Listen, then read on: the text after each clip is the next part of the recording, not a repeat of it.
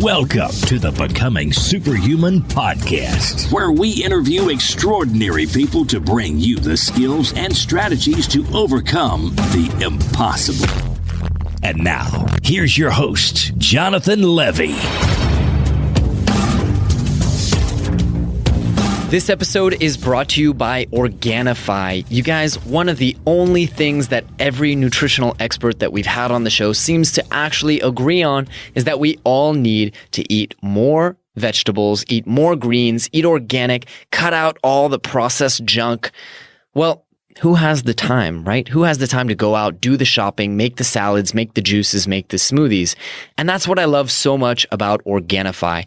Their product is an all-organic green juice. It has all of the nutrients that you need. It tastes absolutely amazing, and it's made by wonderful people who I consider to be personal friends. And as listeners of this show, you guys can actually save 20% on your first order. And all you have to do is go to Organifi.com. That's Organifi.com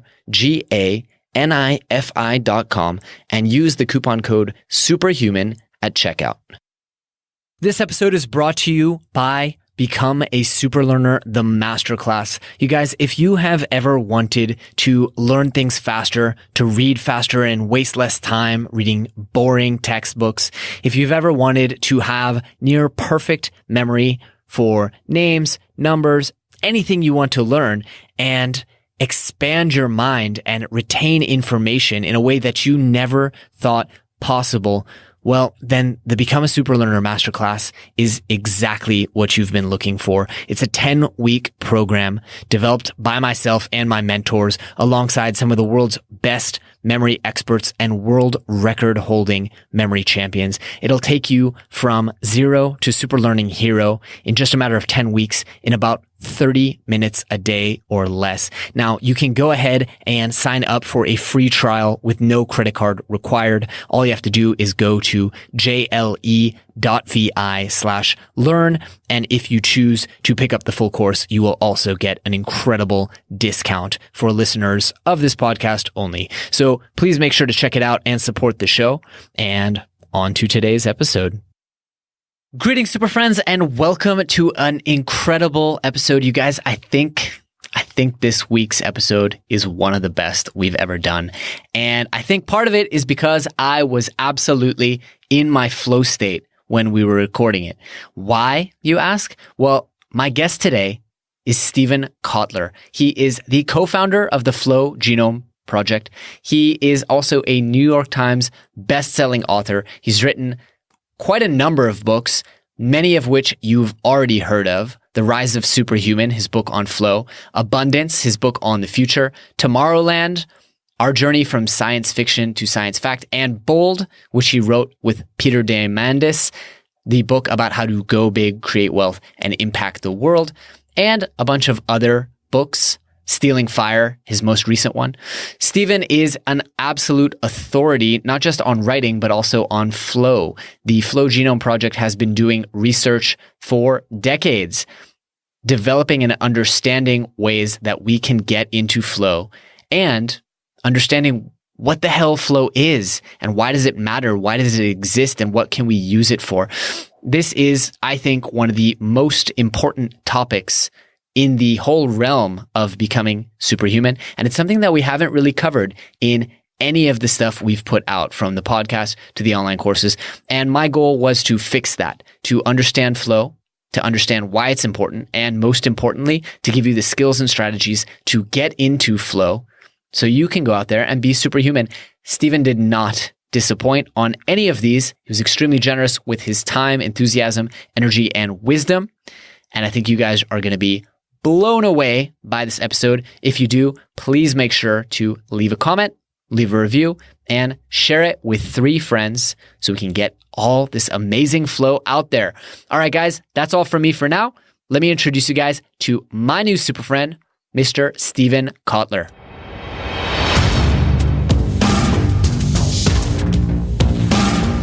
Steven, welcome to the show. I'm so glad that we finally got a chance to connect after kind of passing paths at Summit, and I'm so glad Ben introduced us. So welcome, welcome, welcome.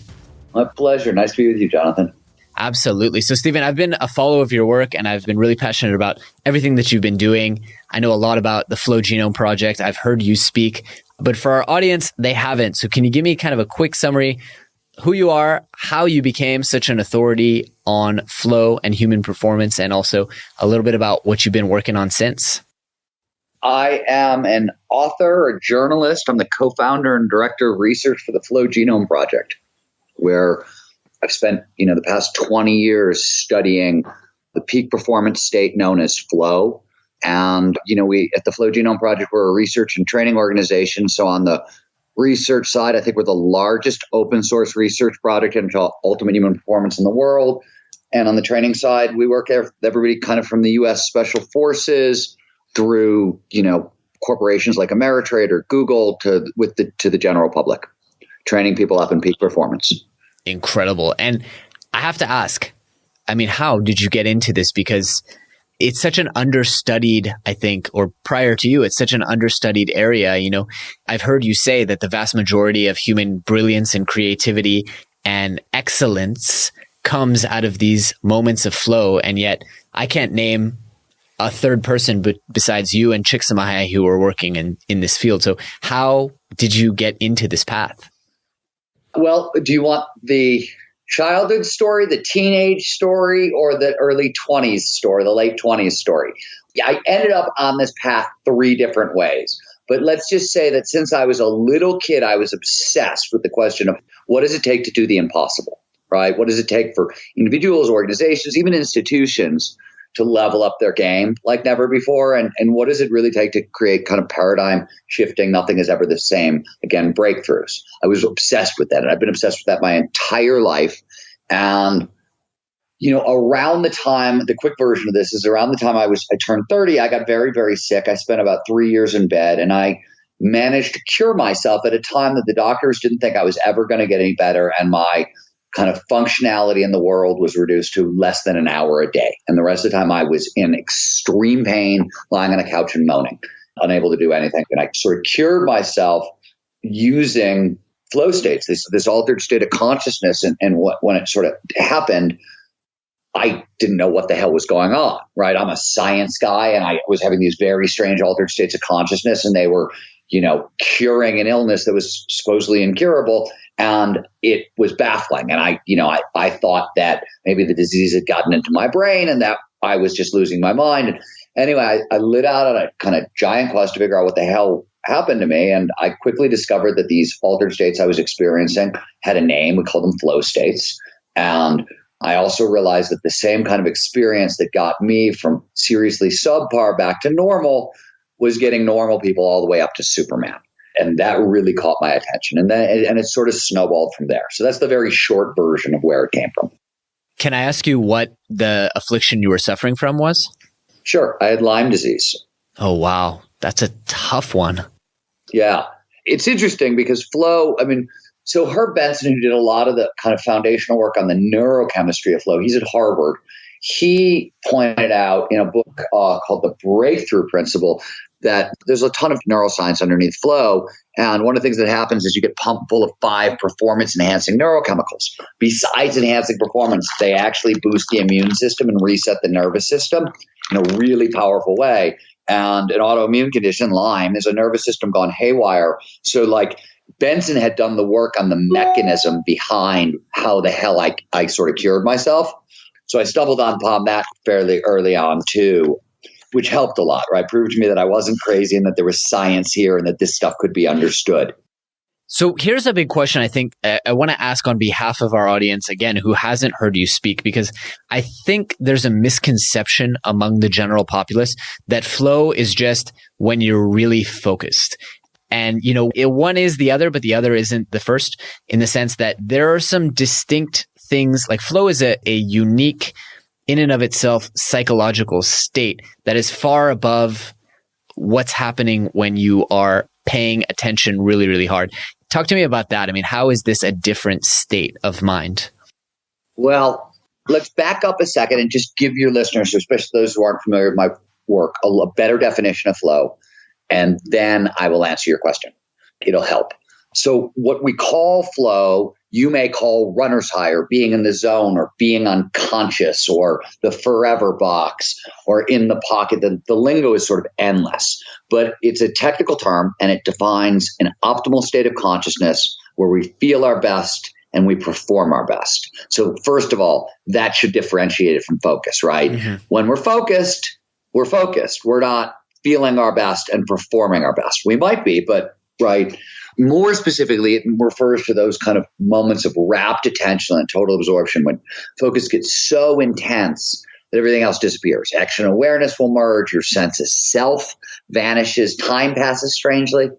5 hours will go by in like 5 seconds, or it'll slow down. You get a freeze frame effect married to anybody who's been in a car crash. And throughout, as I mentioned, all aspects of performance go through the roof. So to put this more scientifically, perhaps, when you are focused, you usually have a little bit of cortisol, a bunch of norepinephrine in your system, and your brain waves are in high beta, which is a fast moving wave, and it's where your brain is right now as we're talking, right?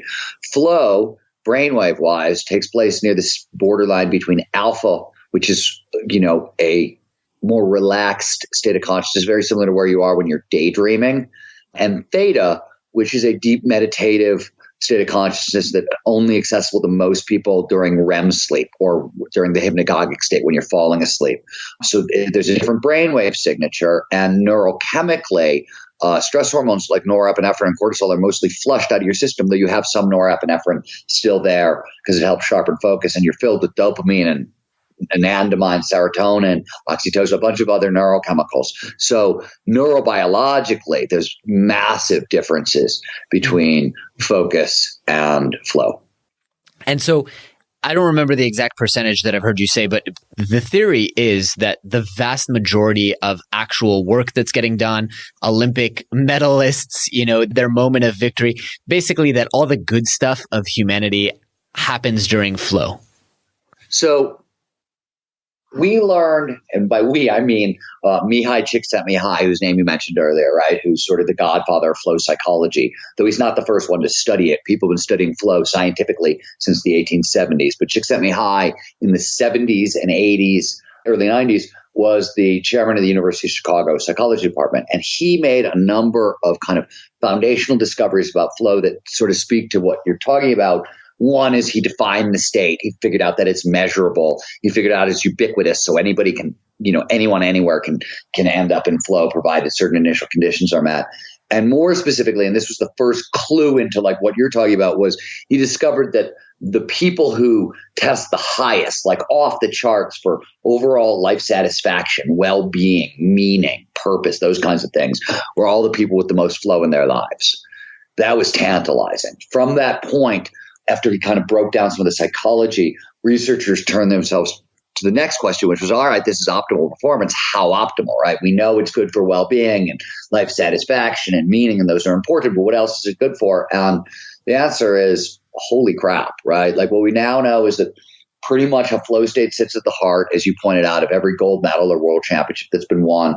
It accounts for significant progress in the art, major breakthroughs in science. In business, we've got actually some hard numbers. McKinsey did a 10-year study, the business consultants, and they found the top executives are 500% more productive in flow.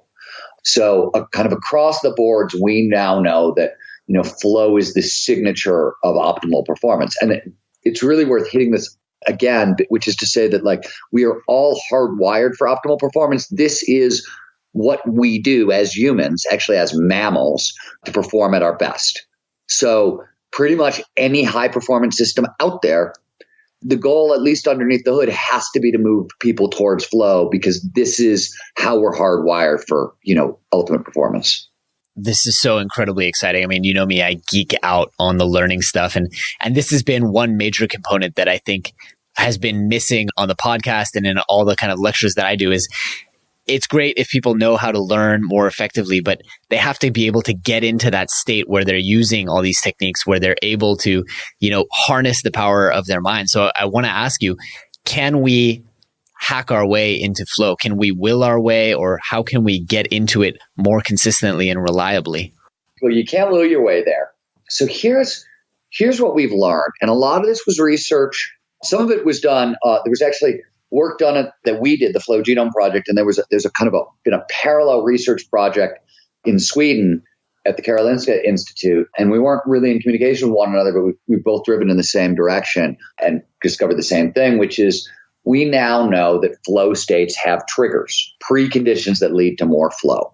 And there are about 20 of them that we know of. There's probably way, way more, but we know of 20. And the simplest way to think about this is the one thing we know to be absolutely certainly true about flow is it can only show up when all your attention is focused in the right here, the right now, in the present moment. So that's really what these triggers do. They drive attention into the present moment. Or, if I were to put it more formally, I'd say, hey, these 20 things are among the 20 things that evolution shaped our brain to pay the most attention to.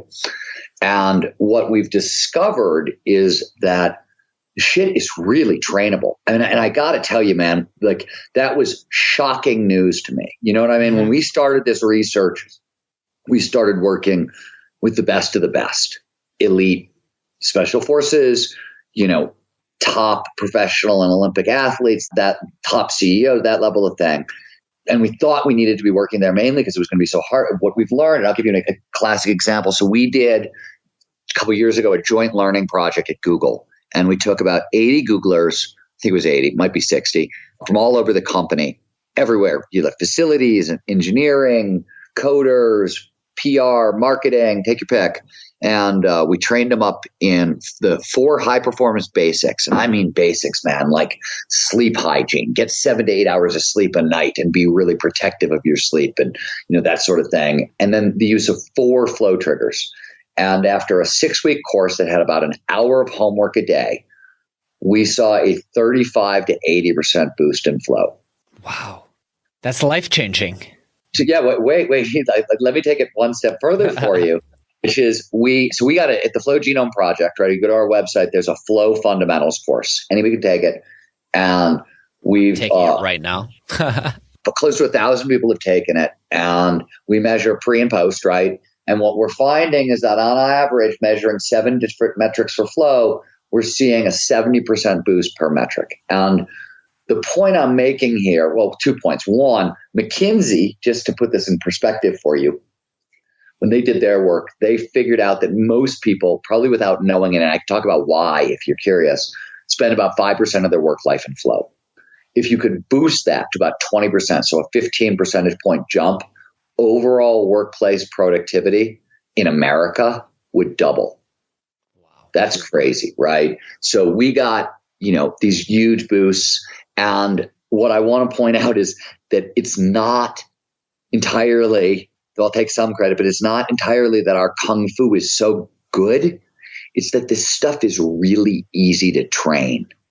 It's really easy to train. It's funny. I was talking to a friend of mine yesterday who's kind of a neuropsychologist, and we were talking about the same thing, that like a lot of what we're discovering about, high performance is it's not that hard to train. You have to do it. You have to be diligent about it. And it requires sort of living in different ways than we're accustomed to living, but it's not crazy difficult. And this is not to say that, anybody who takes this advice can go out and, swim like Michael Phelps or, write books like Tolstoy, right? But everybody can, massively improve their performance with this stuff. That's for sure.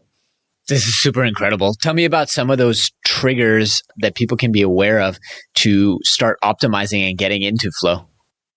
Well, there's a ton of them, but the place to start is with a chick sent me high discovery. One of the most foundational triggers. It's often called the golden rule of flow.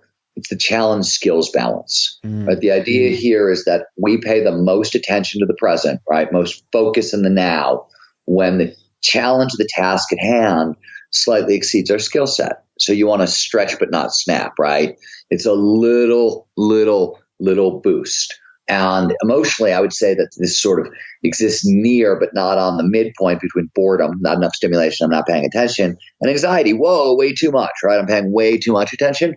In between what's known as the flow channel, or if you speak physiology, it's sort of just above the Yerkes-Dodson curve.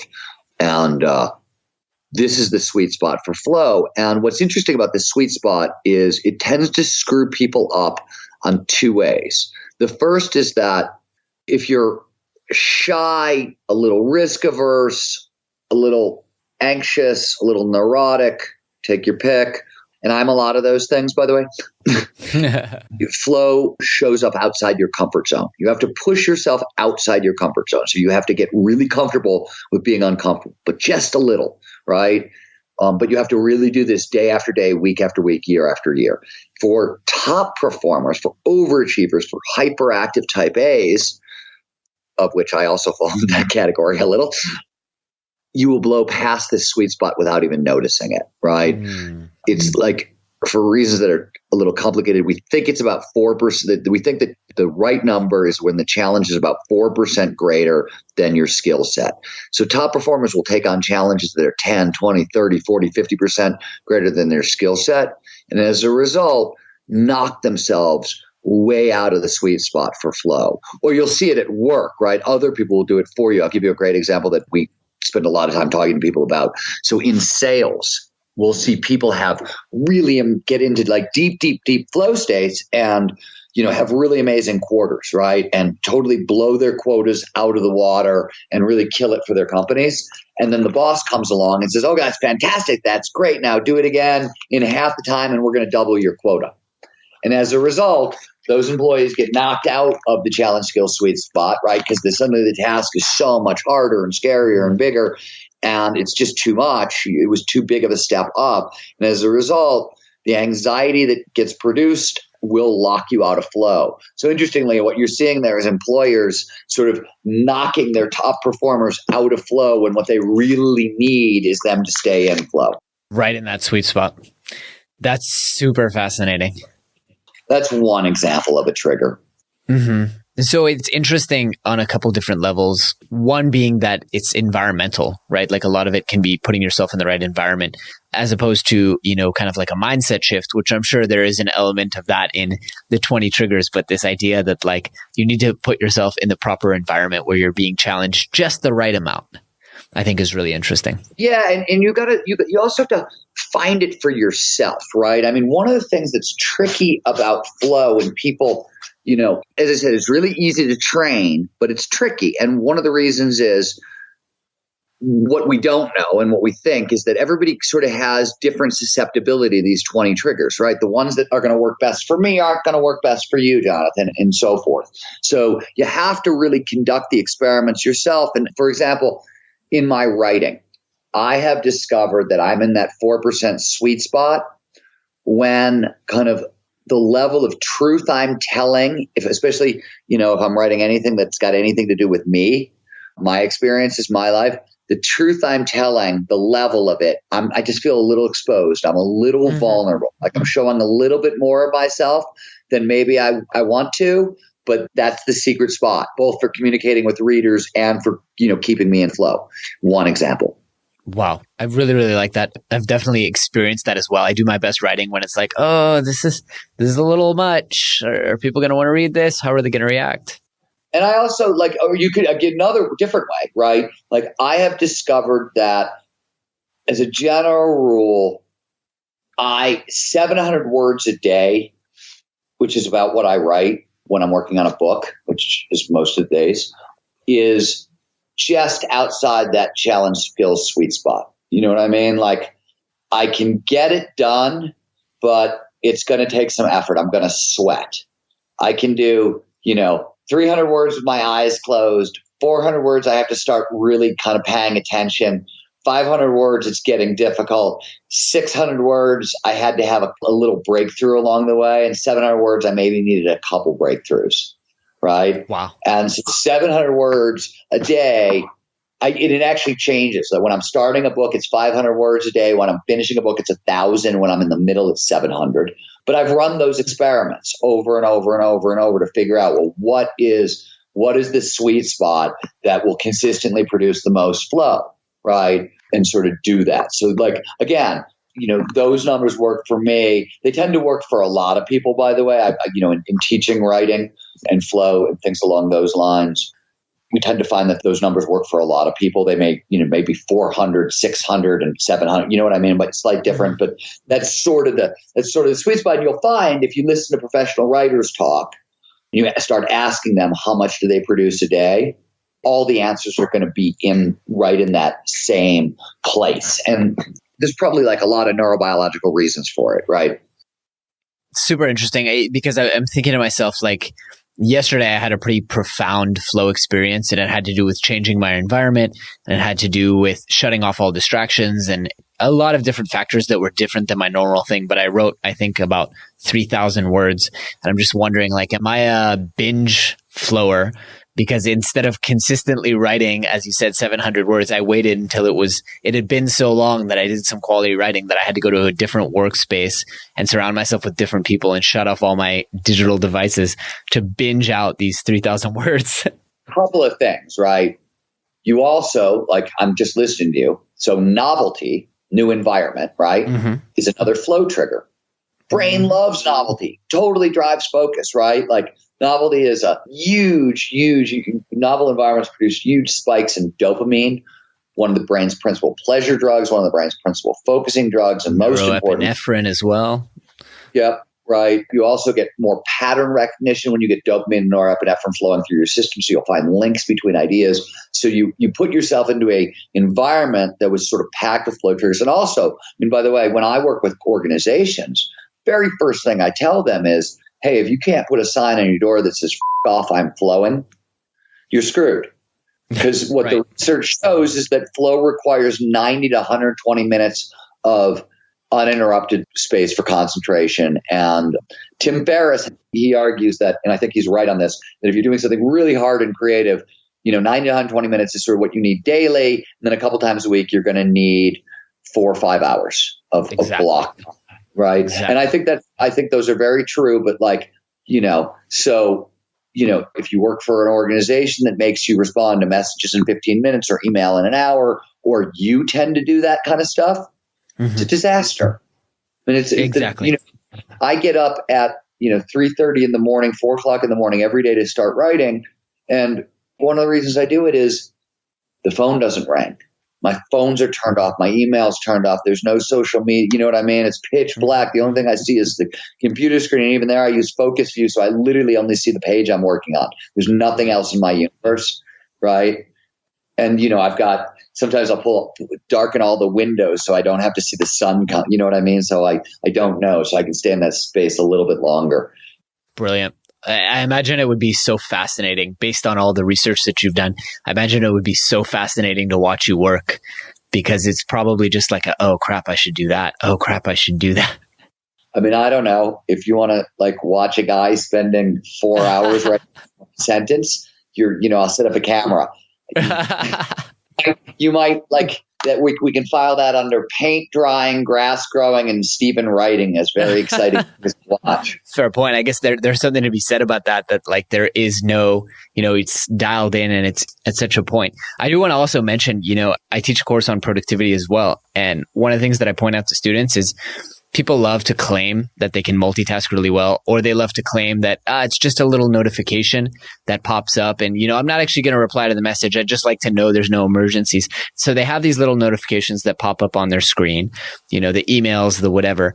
And I've found, and I'm pretty confident you found as well, that I cannot get into flow even if I'm not engaging with those messages, just having them pop into my field of view. It's too tempting.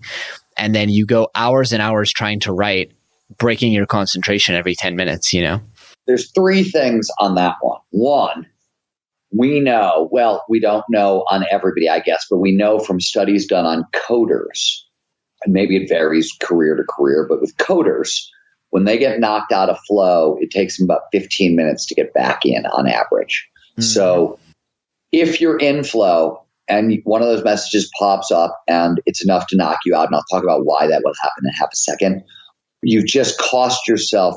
Think about it this way. If you're 500% more productive in flow and you have a 3-hour work window to get something done, think about how much work that 15-minute knockout just cost you. That's insane. For one non-critical message. Let me put it a different way. So the biggest thing, you mentioned it, so anxiety, which is essentially norepinephrine, is a really funny drug, right? A little bit of it. It's a great focusing drug. It's fantastic. It's feels like excitement, drives performance, drives curiosity. It's great. Too much of it, total anxiety. The problem is that the higher up that scale you move, while your ability to focus may increase, your ability to be creative decreases. And the reason why is norepinephrine sort of shuts down the ability for the pattern recognition system to make far-flung connections between ideas. The more fear in the system, the more familiar your thoughts are going to be. And, the extreme version of this is fight or flight, right? Where you are faced with extreme fear and you've got two options, right? So, this is neurobiological. And so if one of those little messages pops up and it's got some little bit of emotional tag for you, right? Like it's something that there's emotions involved, whatever, that could produce norepinephrine and knock you out of the sweet spot, and suddenly you're not getting back into flow at all. And more importantly, because we're all so unbelievably crunched for time and we feel time pressure all the time, you may not be paying attention to those alerts, but your brain is going, oh yeah, I got to respond to that. Oh yeah, I got to respond to that. Oh yeah, I got to respond to that. And it's doing two things. One, it's trying to save energy for later when you have to respond to those things. And two, it's making you more anxious. So you're saving energy. So suddenly you have less energy going into what you're doing right now. And you've put more anxiety into the system. So you're no longer in the sweet spot for flow. And you've knocked yourself out of the state for about 15 minutes minimum. High consequences. And this is my buddy Clifford Ness's work at Stanford. Nobody multitasks. It's absolute bullshit. Right. Your brain is not built. It's a serial processing machine. It can process in parallel on a lot of levels, but when you're talking about conscious attention, it's a serial processing machine. And there's no such thing as multitasking. And a study Absolutely. after study, right, shows and the performance declines for people who try are ridiculous. I saw something this morning and I wish I could figure out what I was looking at because I would cite this study, but they were talking about people trying to multitask by writing email and maybe taking notes on a lecture at the same time, I want to say. And they measured something like a 10,000% decrease in performance. It was some stratospheric number that I was like, well, how the hell did you even measure that? Like, what is that? That doesn't even make any sense. So I don't know if it makes any sense, but or I don't know if that research, bears out because I didn't take a deeper look at it, admittedly. But it's interesting that we're finding the decline is huge across the board. This is so motivating because this week I finally put a line in the sand. I already do, by the way, maker manager days. I'm theoretically supposed to have 2 days a week where I'm just not available, period. I don't do emails. I don't do chats, like nothing. And even in those days, I have little things creeping into my time and popping up. And I took a stand finally this week and decided that, if I want to write and I want to create and I want to actually get shit done, then I have to go full with it and completely close everything except for, that does provide a little bit of anxiety because it's like, what's going on in the company? Servers could be crashing, worlds could be burning and I have no idea. But I've had 2 of the most productive days ever since making that decision. Yeah, it's funny. When I think about my career and I think about this stuff that, what did it take to write, 7 bestsellers and get 2 Pulitzer Prize nominations, right? Was there secret kung fu in there and the flow stuff helped a lot and blah, blah. But honest to God, I think it's that I just kept saying no. Anytime somebody offered me a job where I would lose control of my schedule and at any level, the answer was always no. I never became an editor because it would take time. I could have given up book writing and had a career in advertising, but I'm not giving up. You know what I mean? I just said no. I protected my schedule as fiercely as I protected anything in my life. I preach that, and yet somehow it creeps up on you. And you make so much time and then you're like, oh, well, I have time. I could volunteer and do this and do that. And I could answer a couple of customer emails here and there. And then it just creeps up and it snowballs. It really is, I found, as you said, a black and a white, just no. There's no, I'll do a little bit. And that's something that I'm working my way back to is just no. No, I'm not on Slack 3 days a week. It's a no. It doesn't matter what's happening. So I really love that. And that's a reminder, kind of driving home something that I'm working on myself. Steven, I want to ask you, other skills, habits, routines that you feel make you perform at a higher level. I mean, a lot of what you talked about felt like mindfulness training, but I'm sure there are other. 4:30 in the morning sounds like a pretty good skill / hack to make you perform better. Any other things that you do that help you perform at the highest level? Well, I mean, the most important thing I do that helps me perform at the highest levels, I hurl myself down mountains at high speeds as often as possible because I'm an action sports fanatic. So, and speed is the ultimate gateway into flow for me. So I try to have, a confrontation with mortality at high speeds at least once or twice a week. Oh, wow. Because it really, it really keeps my head dialed in. So, I mean, not for everybody, but, risk is a big trigger for obvious reasons. Doesn't have to be physical risk. I happen to really like physical risk, emotional, psychological, social, intellectual, all those things work as well. But I use physical risk all the time and I really like it.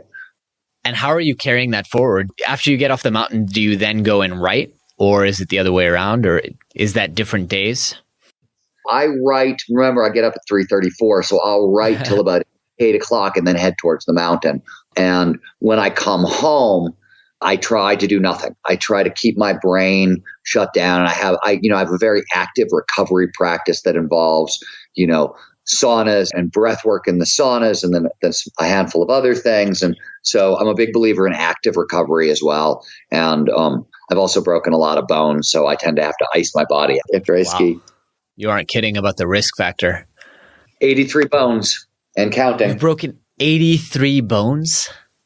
You have to understand that I spent the first 6-7 years of my career chasing professional athletes around mountains.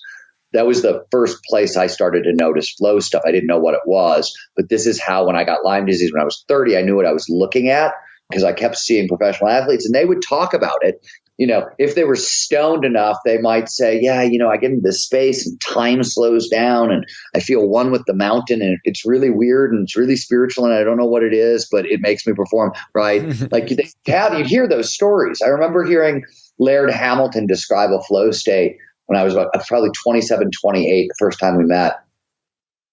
And a part of me was sitting there thinking, well, I've had this exact same experience, but he sounds like an absolute raving hippie lunatic. And you can never say these things out loud. How could you even talk about it? A couple of years later, I actually became the guy who figured out how to talk about it out loud without sounding like a raving lunatic. But it took 4 years to figure that one out. I saw it a lot, but if you're not a professional athlete and you chase professional athletes around mountains, you're going to break bones. And I broke a lot of them. You were a photographer or? I was a journalist and I started my career as a journalist. I mean, most of what I was doing was science journalism, but back then, this was early 90s, action sports were just happening and they were deep subculture, right? And I was an old school punk rocker, so I fit right in, but they were deep subculture and, public was fascinated. The X Games just getting started, the Gravity Games, all that stuff. And, if you could write and ski or write and climb or write and surf or write and whatever, there was work. And I was desperate for the work. So even if I couldn't do those things, I would lie to my editors, right? Which, is how, you'd find yourself on the top of some incredibly gnarly peak in the middle of Alaska, just so far above your head, you can't even imagine. Right. I mean, it's really funny. So I will, honest to God, last year I took a couple months and I moved to Squaw Valley to finish Stealing Fire, my last book. And I lived at the base of KT. And that was where I started my career. A lot of those bones were broken there. And we had a journalist from ESPN with us and another one. I think they were both from ESPN. And it was, it was me and a handful of professional skiers, basically taking these guys around the mountain. And we, did to them what people have been doing to me for decades, scared the shit out of them. And, I watched one of them, fall 200 feet, through a chute and, he's fine on the other end. But I just started laughing. I was like, for 10 years, that was me. 10 years, you guys did that to me. I feel so great that I finally get to do it to somebody else. Brilliant. Stephen, I want to transition into, some practical stuff that people can play with at home and ask you, what's a piece of homework that people can try this week? Piece of homework that people can try this week. For what? Just direct me a little bit. In general, just to perform at a higher level, but I guess since you are the flow guy, it would be pretty cool for them to try something out at home that would get them into flow, maybe an exercise or some kind of experiment that they can do with themselves. So one thing I will tell you, why don't we just talk about a couple other flow triggers that are really great? Sure. And I'll talk about one that gets overlooked all the time, which is called clear goals. And the idea here is we pay the most attention to the present moment, right? When we know what we're doing and we know what we're doing next. So most people screw this up because their goals are too big. Clear goals are really like moment by moment plans in a sense. I'm going to write a great sentence, then I'm going to write another great sentence, then I'm going to write another great sentence, so setting really clear goals that are clear enough that you just can keep your attention focused on the present moment is really great. Now, interestingly, I'm guessing if you're listening to this podcast, there's a bunch of high performers listening to this podcast. High performers tend to be pretty good. They've got their daily to-do lists. And if you're not making a daily to-do list, you're insane. Like, as far as I can tell, for a number of reasons. Most importantly, you need to know when to declare a win. So I often think of clear goals as like a daily to-do list with sub-goals kind of blocked in. And most people are really good at doing one thing in flow. And what happens is they're, lots of focus, really, really intense. And then they're transitioning to task number 2 from their to-do list, right? And what do? They check social media or, do any number of things that could possibly be emotionally taxing. And if instead of doing that stuff, if you take your 2-minute break and do 3 sun salutations, or you do 2 minutes of breath of fire and then go right back into your work without doing anything that could pull your focus out of the present moment in any way, right? Emotionally, and just go right into your next clear goal, you're going to carry your kind of low grade flow state from one task to another, and you're going to start to deepen it along the way. Right. And I'm going to give you one other thing, because I'll bet you did this to yourself yesterday, which is, did you keep working until you basically had nothing left because you were having such a good time and you were getting so much done? Kinda, yes. I went to lunch and then, had a friendly lunch with a friend and everything. And then I was like, you know what?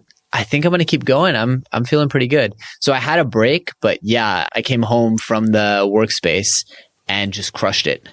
And did you have a hard time working today or an easy time? Today was pretty easy, but it was a different kind of work. Today was my phone calls day. Oh, okay. So different kind of work. Because one of the things that often happens, so interestingly, let's talk about writing for a sec. A lot of writers, I learned it from Gabriel Garcia Marquez, Josh Waitzkins talks about it, Hemingway talked about it, but they all say when you're doing a work session or a writing session, I think it's any work session, it's a long project, right? And you've gotten into a flow state, it's going really, really well. Quit when you're most excited. Interesting. And the reason is twofold. One, the hardest thing to do is to get back into flow when you're starting cold, right? So you need to stack motivations, right? You need a lot of stuff that's going to drive focus into the present moment, right?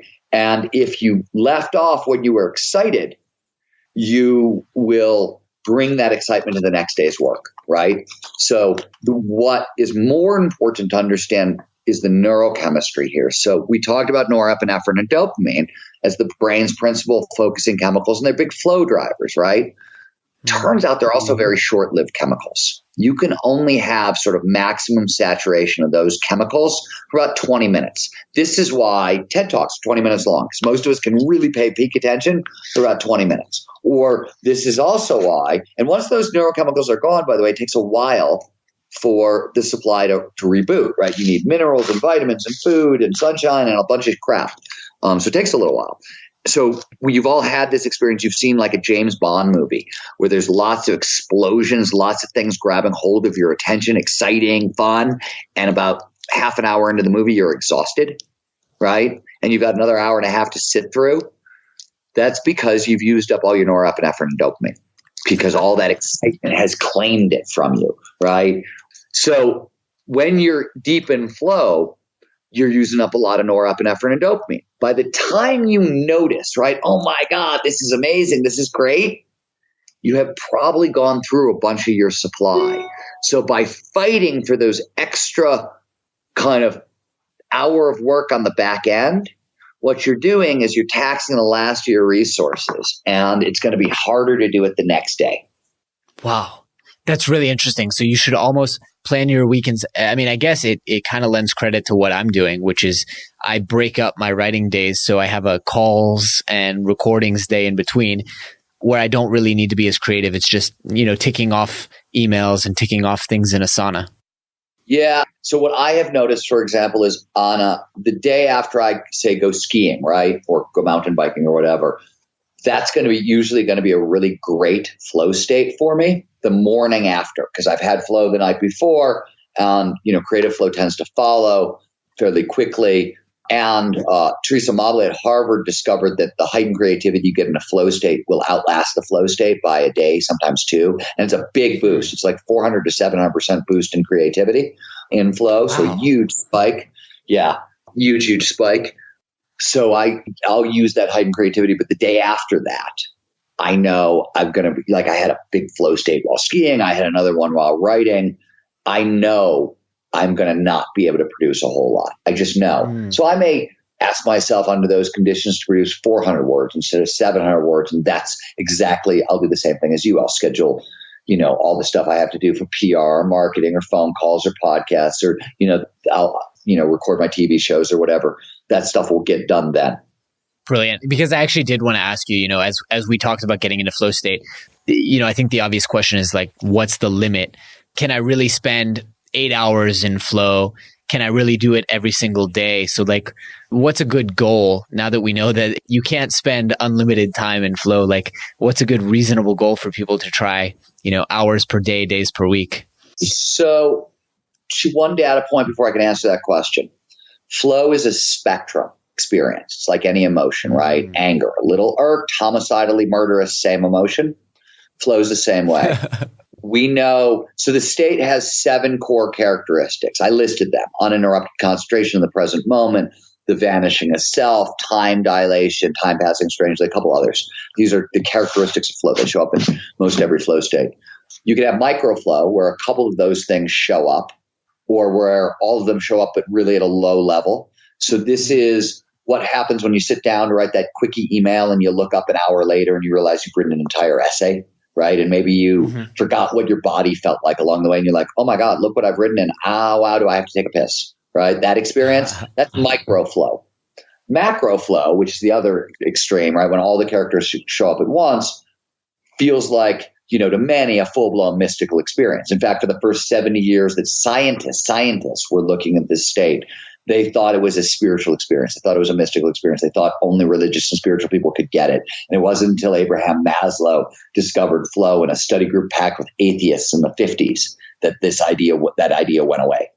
But you can have 2-3 microflow states a day, right? You won't stay in them perpetually, but like if you get good at this on a good day, you might two, maybe 3, but like that's after years of working at this stuff, right?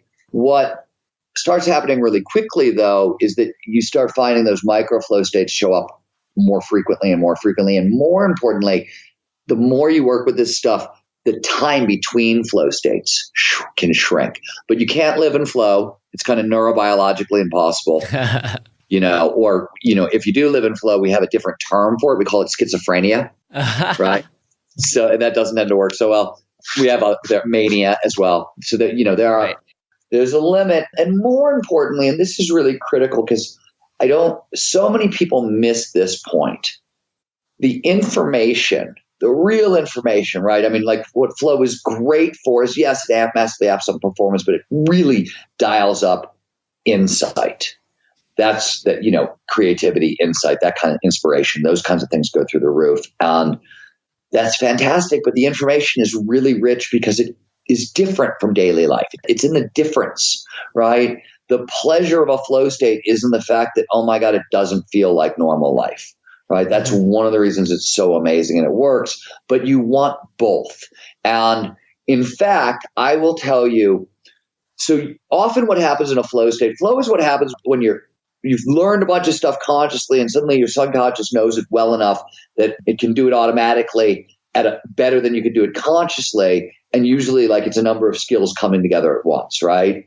And what happens is that you get this view of, oh my God, look at how good I can be in a state of peak performance. And then you'll spend 3 months, 6 months, a year, 2 years, whatever, learning, training yourself up sort of to get to be able to do that under normal conditions. And that's, in a sense, the technical term for this is the high perch experience. You sort of see the next vista of possibility. I can go this far. The error a lot of people make, and there's neurobiological reasons for this, is they think that they're going to be able to pull it off in like a week or two, and they come back down and they realize that like it's a much longer stretch. But at the end of it, there's a day when you usually can pull off all the stuff you just pulled off in flow, out of flow, and it feels terrible. It's totally unpleasant, but it feels like so much victory. It is such a victorious day. So I think the contrast is really important. And I think getting to see this in flow, especially because it's underpinned by so many feel-good neurochemicals, you'll charge towards that goal. It'll just amp up motivation. You'll move in that direction. Right. I think that's a really, really important distinction is you can grind through things. And that's not what this is about. This is about those days where you're like, well, it's only lunchtime, but I just wrote 3,000 words and I feel great about it. I'm really glad we made that distinction. So, Steven, I know we are wrapping up on time here. I want to be respectful of your time so you can spend the rest of your day getting into flow or bombing down a mountain. Where can people check out and learn more? Obviously, you mentioned there are online courses, which I'm going to check out on the Flow Genome Project. You also told me that there's a pretty exciting program that people can get involved with happening in January of 2018. Yeah, so the January program is amazing. I've spent the past 5 years developing it. It's called Flow for Writers. And it's for people who are writers. It's a serious course for, you make your living out of words, or you're dying to make your living out of words, or you're dying to write that book and you're really serious about it. I honestly, we were talking about it earlier, right? And what I said to you, I think is really true, that if you would have taught me this stuff at the front end of my career, you would have saved me a decade and you would have added a number of zeros to my income.